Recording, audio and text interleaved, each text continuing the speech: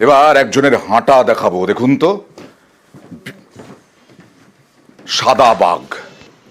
দার্জিলিং চিড়িয়াখানায় নতুন অতিথি এবং হায়দ্রাবাদ থেকে এলো এক জোড়া সাদা বাঘ।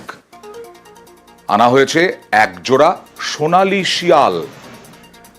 দার্জিলিং চিড়িয়াখানায় নতুন অতিথি।